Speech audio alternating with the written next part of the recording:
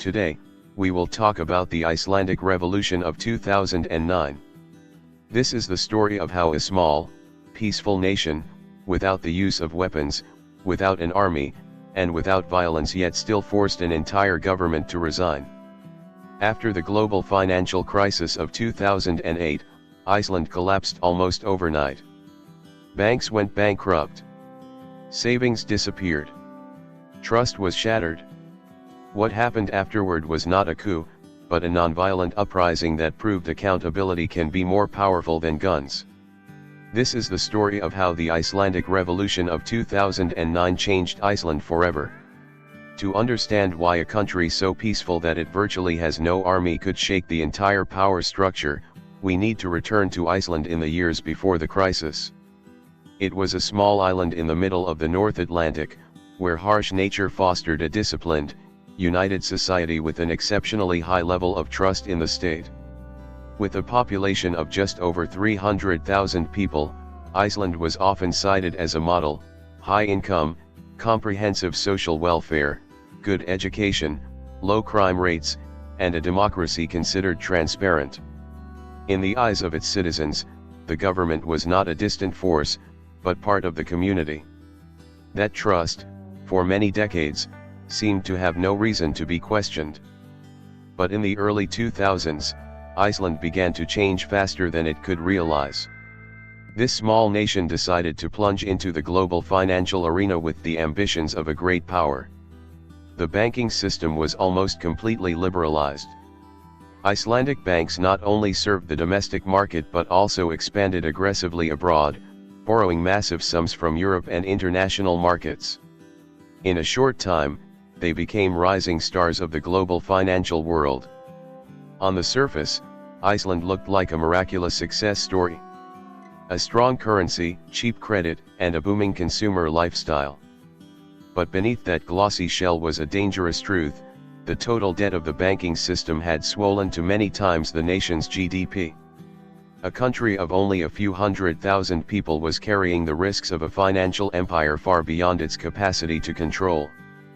Political and financial elites were tightly intertwined, while oversight mechanisms were weak, almost trusting that the market would regulate itself. Then came 2008, along with the global financial earthquake.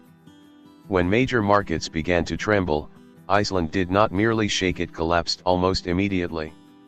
Within a few days, the country's three largest banks went bankrupt. The krona lost more than half of its value. Lifelong savings of ordinary people evaporated.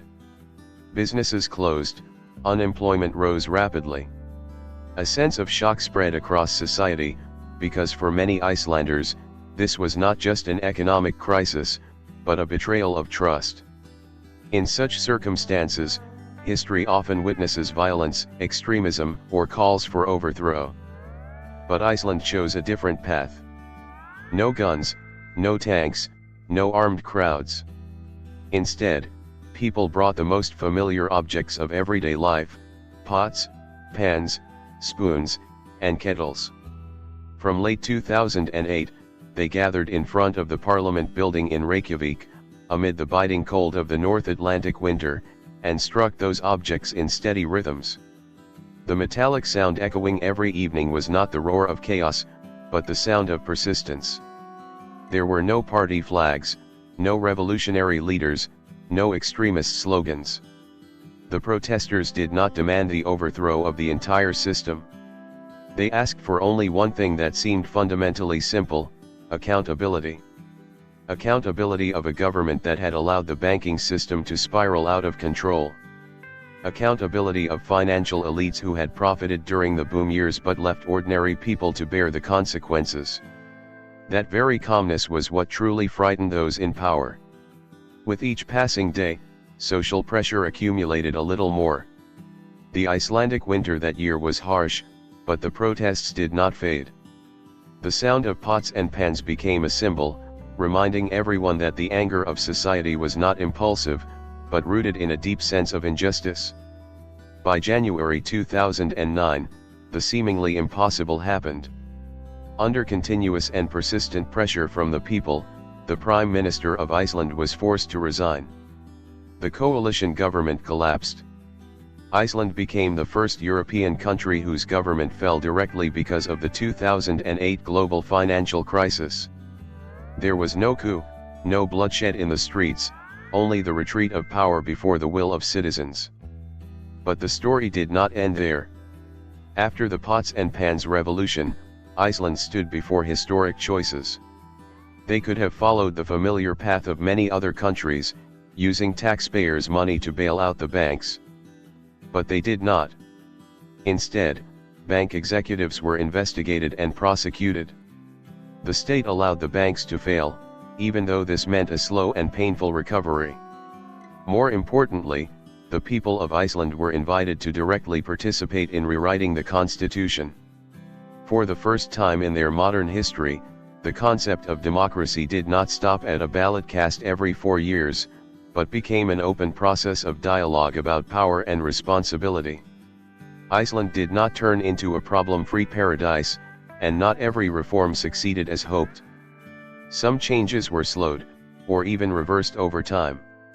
However, what cannot be denied is that the Icelandic Revolution of 2009 left a profound mark.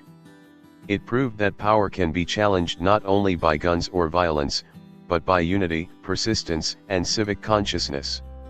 A small society, when it refuses to accept being treated as passive victims, can force those in power to be held accountable. The pots and pans revolution was not a total overthrow, but a quiet yet powerful warning. When the state forgets whom it exists to serve, even the most ordinary sounds, the clanging of pots in a kitchen, can become a political force. And it was there, in one of the most seemingly peaceful places, amid the ice and snow of the North Atlantic, that history was written not with weapons, but with patience and human responsibility.